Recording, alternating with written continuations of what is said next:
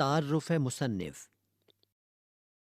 ابن انشا، پیدائش 1927، وفات 1979۔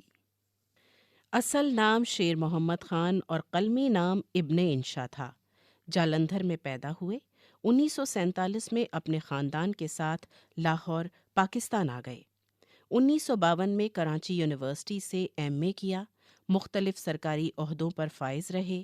ابتدا میں روزنامہ امروز لاہور میں فقاہیہ کالم تحریر کیے۔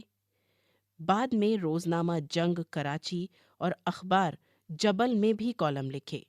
شاعر اور مزاح نگار کی حیثیت سے شہرت ملی۔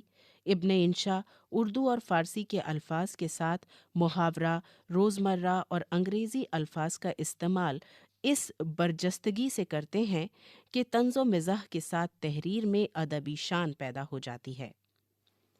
آوارہ گرد کی ڈائری، دنیا گول ہے، چلنا ہو تو چین کو چلیے، ابن بطوطہ کے تعاقب میں دلچسپ سفر نامے ہیں، قصہ ایک کنوارے کا، اردو کی آخری کتاب اور خمار گندم وغیرہ ان کے مزاحیہ مضامین کے مجموعے ہیں۔